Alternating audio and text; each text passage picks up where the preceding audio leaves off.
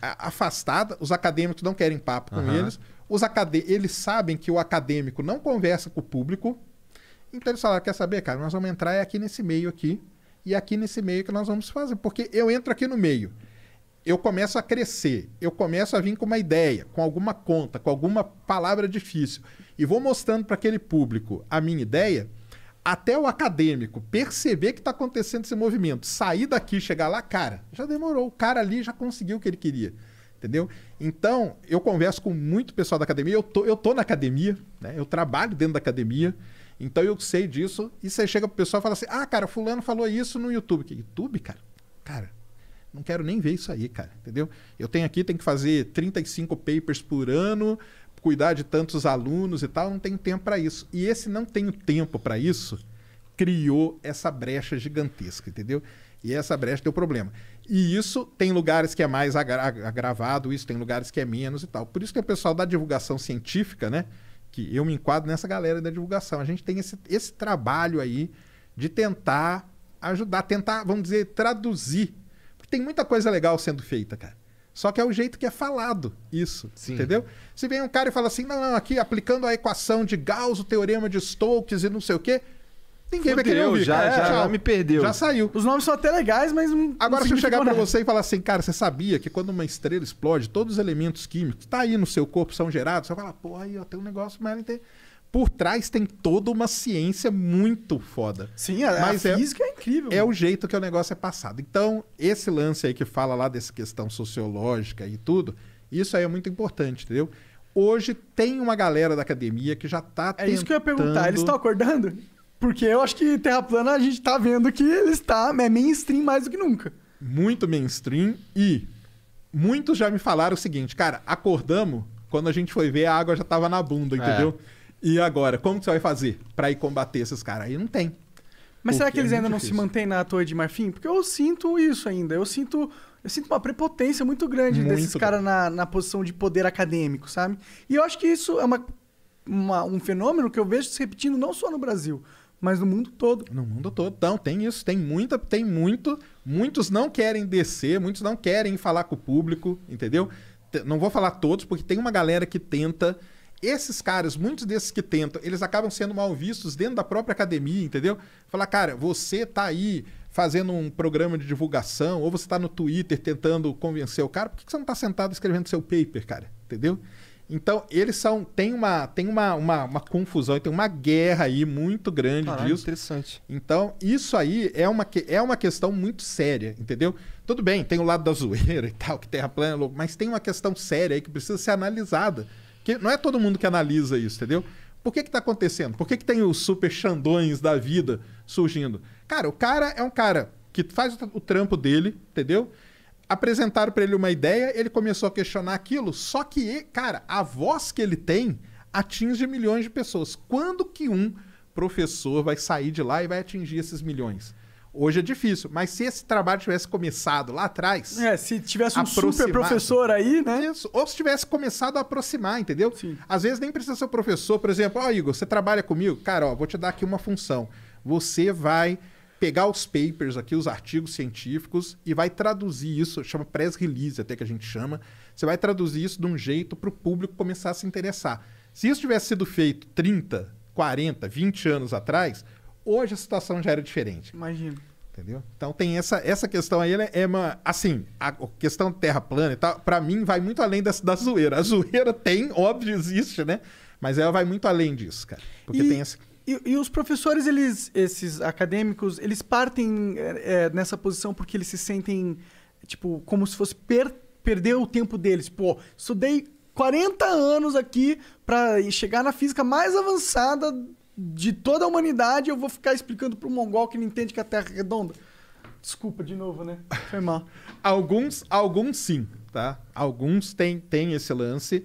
Mas, como eu falei, tem alguns que estão querendo, cara. Estão querendo sair. O lance é que dentro da academia a gente tem uma pressão muito grande também, entendeu? Tem que ir lá, tem que publicar artigo, tem que correr atrás de projeto, porque é o projeto que dá dinheiro, tem que cuidar de X alunos de mestrado, de doutorado, de iniciação.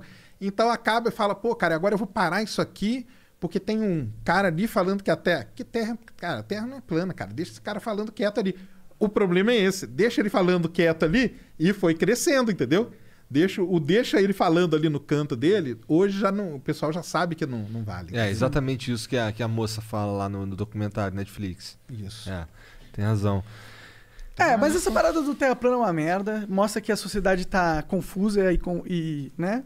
Tá tentando rever muitas coisas aí. Mas acontecem muitas coisas boas na ciência também, eu imagino. Tipo, Você tava falando, tava numa live aí do... Isso, tava falando aí pro pessoal aí que tá... Até falei pro pessoal entrar aí no Flow, na Twitch, no YouTube.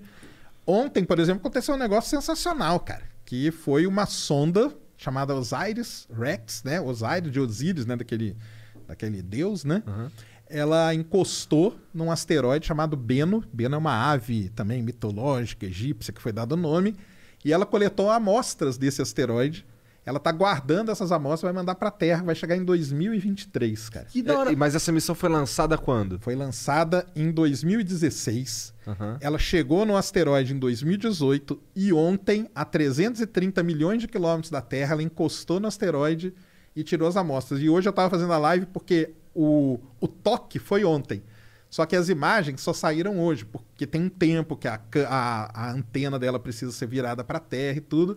E hoje, antes de vir para cá, eu estava mostrando as primeiras imagens desse toque no asteroide Bennu a 330 milhões de E por quilômetros. que esse asteroide é importante? Muito legal. Esse asteroide, cara, ele é muito... Asteroide é muito importante porque os asteroides, quando teve a formação do sistema solar, muita coisa formou planeta, que são os planetas que a gente conhece, e teve um resto de material que ficou jogado aí pelo sistema solar. E esse resto formou asteroide, formou cometa, e eles não mudam. Você não tem intemperismo nele, né? Ele não tem, ninguém vai lá e muda o asteroide. Então, ele tá do jeito que ele é desde que o sistema solar se formou. Se a gente pegar uma amostrinha dele, a gente vai entender a formação do sistema solar, como ele evoluiu. E nesse caso desse asteroide, duas coisas muito importantes. Ele é um asteroide rico em carbono. Então, ele pode guardar ali nele as pistas de como a vida começou na Terra. Porque a vida começou... Vida é um negócio muito complicado. Mas para ela começar, você precisa de alguns ingredientes. Um deles, a gente acredita, seja compostos, né, de carbono ali. O carbono é muito importante para a vida, como a gente conhece, tá? Uhum. Começar. Então, como que esse carbono veio parar aqui na Terra? Esse asteroide, ou asteroides parecidos com ele, lá atrás podem ter se chocado com a Terra e trazido isso. Então, a vida e outra coisa muito importante, a água. Porque esse asteroide ele tem minerais, rochas ali nele, que tem água. E a água pode ter sido trazida para a Terra por asteroide. Então, esse asteroide aí, quando a gente estudar a amostra dele, a gente vai poder estar desvendando essas duas coisas bem importantes. Entendeu? Bom, vamos lá. Perguntas idiotas agora. Como é que a gente sabe que ele é rico em carbono, por exemplo? Porque essa sonda, ela estava lá orbitando o asteroide, ela tem uma câmera que tira uma foto do asteroide, mas quando ela tira a foto do asteroide, ela não vê a rocha, ela vê a composição química. Então, é uma câmera espectral, é tipo um espectrômetro que a gente chama. Ele mede a composição. E ao tirar essa foto, ela viu lá a quantidade de carbono, a quantidade de água. Então, a gente sabe Dá pra tirar a uma foto composição. de qualquer coisa com espectrômetro? Qualquer coisa. Dá pra tirar uma foto minha? Dá, um determinado espectrômetro vai ver. Os satélites que estão em volta da Terra tiram fotos, a gente analisa a foto por espectrometria, que chama. Entendi. Eu quero saber aonde que tem, por exemplo, uma plantação. Aonde que eu tenho um terreno melhor para plantar arroz. Eu sei que o terreno tem que ter determinado tipo de composição. Então o satélite vai ali e mapeia aquela composição para mim. Aí eu falo para o fazendeiro, ó, planta arroz aqui, ali, ali. Entendi. E isso no espaço inteiro. Então essas sondas, um dos principais equipamentos que elas levam são os espectrômetros. E por que essa sonda foi enviada para... Assim, veja, tá longe pra caralho esse troço aí, Por que esse, né? porque esse esse? asteroide? Isso. Então, por quê? Quando definiram, né? A gente precisa recolher a amostra de um asteroide. Essa era a missão. Trazer uma amostra para a Terra, para a gente estudar. Então, o asteroide ele tem que ter alguns critérios. Então, um deles é que, embora ele esteja a 330 milhões de quilômetros, ele está relativamente próximo. Para a gente, aí é um outro lance, né? Que o pessoal fala em distância, né? Fala, não sei quantos milhões. Tudo bem, cara. É longe, mas em questões astronômicas... Sim, não é tão longe, verdade. Não chegou no anos-luz ainda. Não chegou nada. Então, um dos critérios foi esse, está próximo, ou seja, é viável a gente ir e voltar. Um outro lance, antes da sonda aí, já se desconfiava que esse asteroide era desse tipo, carbonáceo, ou seja, ele era rico em carbono, por análises que eram feitas aqui da Terra por radar, que dá para fazer também. Então isso aí também... Caralho, que distância absurda que isso cobre. Mas a cada 6 anos ele passa perto da Terra. Entendi. A cada 6 anos ele passa pertinho e dá pra gente fotografar ele com radar, com uns equipamentos especiais. Outra coisa, esse asteroide, ele tem uma pequena chance de bater com a Terra, tá? Lá no final dos anos 2100, 2190, ele tem 1 em 2700 a chance dele bater na Terra. Então a gente pode estudar esse asteroide e ver o efeito que a radiação solar faz nele, porque a radiação solar pode desviar a órbita dele. Então ele é importante para isso também. Porque a gente, se soubesse se ele vai bater ou não, a gente pode começar com o tempo já ir desviando ele. Ou arrumar alguma maneira. E outra coisa importante também é o tamanho dele. Ele tem 500 metros de diâmetro, não é dos maiores, mas ele tem um tamanho adequado para uma sonda fazer isso. Mas se um asteroide de 500 metros de diâmetro bater com a Terra, tranquilo, eu acho. Não, faz um estraguinho. Se ele sobreviver na tipo, faz 500 metros, faz um... Caralho. Um estrago bom, Entendi. Não, 500 metros é grande, 500 na metros é grande, mas a Terra é muito grande, tá ligado? Não, a Terra é, mas tipo, ele... não ia destruir a Terra, mas ia explodir uma cidade. Isso. É, Isso aí é uma coisa importante que você falou, que o pessoal fala assim, não vai bater um asteroide na Terra e vai destruir a Terra. Não vai, cara. O máximo que a gente fala é destruir a vida na Terra, né? O que já aconteceu, vídeos de dinossauros lá, né? Quando caiu ali em Chicxulub, ali no México, caiu um asteroide. Foi no México? Foi no México, ali na península. E destruiu. Não foi ele que destruiu, mas os efeitos que ele causou depois acabaram levando à extinção. E agora a vida, sim. Agora isso aí que você falou é legal, porque tem os impactos que são locais, continentais e globais, entendeu?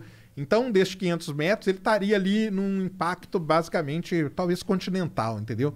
Ia ter efeito. Se ele cai no mar, também depende muito de onde ele cai. É um tsunami. De tsunamis, então... Nossa, tsunami é um negócio assustador, mano. O problema, na verdade, do impacto desses objetos é o que vem depois disso, entendeu? Então, é tsunami, às vezes disparar algum vulcão que está extinto, alguma falha muito grande, coisa desse tipo, mudar o clima, mudar a atmosfera, o tanto de poeira que ele vai levantar. Então, tudo isso é que vai causando os efeitos. Não é o impacto em si, entendeu? Não é uma bola de boliche, bateu ali, derruba todo mundo. Sim. Mas Louco foi muito demais. legal isso aí que aconteceu. Então, E aí entra o pessoal que fala, né, que é tudo mentira, que não. É uma fraude, Aí todos os experimentos científicos rolando em todos os países são todos fakes pra criar. Não, é impossível. Não, e o mais legal dessa missão aí, só pra completar, Claro. o cara que tá cuidando da missão, o pesquisador, ele é da Universidade do Arizona. Já tira ele da NASA, tá? Ele é da Universidade do Arizona. Ele falou ontem, cara, ele tava dando entrevista ontem, que eles estavam seguindo a telemetria, né? E ele falou, cara, isso aqui é o trabalho de 16 anos da minha vida. 16 anos da vida do cara esperando aquele momento ali. Caralho, ele devia estar em êxtase, Não, né? ele falou, eu não consigo nem falar, cara, porque são 16 anos esperando isso acontecer. Então é muito legal. Muito tempo, né, mano? Então não é só a NASA que manda essas missões? Não é, cara. Não é. A NASA, cara, tem um negócio aqui muito... Muita gente fala da NASA sem muito saber o que é a NASA, né? O que é a NASA? A NASA é uma agência governamental dos Estados Unidos que cuida da aeronáutica e da astronáutica. A NASA é isso. Ela precisa de lucro? Não, cara. Então o pessoal fala assim, não, a NASA tem que ter um lucro absurdo. Que lucro, cara? Ela é uma agência do governo. A NASA, ela luta no Congresso por orçamento. Eu estava até falando com o Monark antes, não sei se o pessoal sabe qual é a grana, porque todo mundo fala assim, não, a NASA tem muito dinheiro. Muito quanto, cara? Sabe quanto que é o orçamento da NASA? 20 bilhões de dólares. 20 bi. Sabe qual é o orçamento do Exército Americano, das Forças Armadas? Gira na casa dos 700 bi. Então, você acha que a NASA tem muito dinheiro? Ela tem 20 bilhões de dólares. Então vamos parar de falar em computador da NASA para falar em computador do Exército Americano. Exatamente. Aí sim. Quer mais conspiração que o Exército Americano? Pô, os caras tiram ditadores para roubar petróleo, porra. Então tem esse lance. E a NASA também, outra coisa. A NASA hoje, no dia de hoje, que a gente está gravando hoje, ela não tem nenhum foguete, cara. Tá? Foguete a NASA não tem. Só a SpaceX. A SpaceX tem, a ULA tem, que é uma outra empresa, United Launch Alliance, a Rocket Lab, que é outra empresa americana, tem a Blue Origin, entendeu? Aí então, essa empresa tem. A NASA tá fazendo um novo foguete para ela, mas hoje ela não tem. O que a NASA faz? Ela consegue verba no Congresso americano, lá, X milhões, e esses X milhões são dedicados à ciência, porque não é tudo da NASA que é dedicado à ciência, tem várias outras partes. Então, nessa grana aqui de ciência, a NASA chega para as universidades e fala assim, galera, é o seguinte, ó, eu tenho aqui X milhões, me mandem projetos.